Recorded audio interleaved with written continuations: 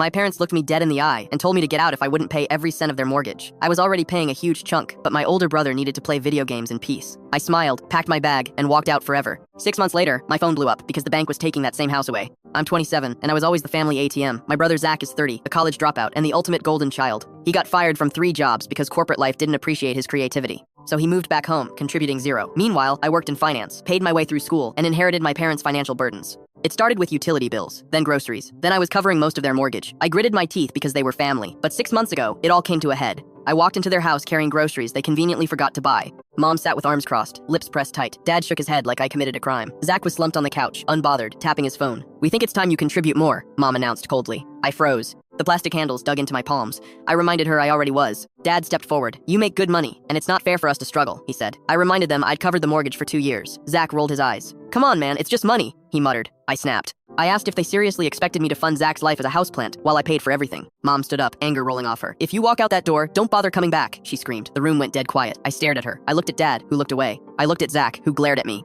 I didn't yell. I didn't defend myself. I just smiled, turned around, and walked away. I blocked the noise, got my apartment, and finally breathed. I stopped sending money immediately. Every dime stayed in my bank account. They always praised Zach's potential, so surely he could step up. Fast forward to today. My phone vibrated so violently, it nearly fell off the table. Texts poured in like a broken dam. Mom, Dad, and Zach were blowing up my phone. "The bank just called," Mom texted. "We're late on the mortgage."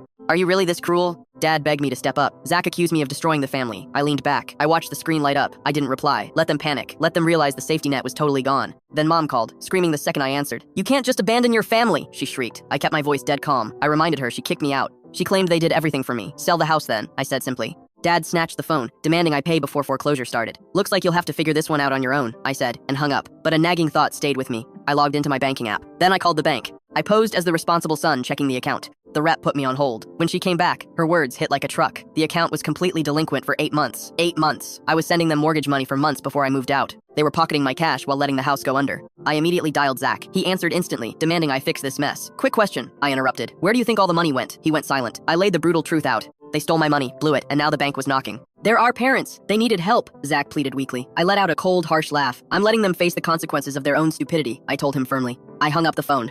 Mom sent one last frantic, insulting text, calling me an ungrateful traitor. I texted back that I was absolutely done being their personal fall guy. I turned my phone off, sank deep into the couch cushions, and finally felt completely free.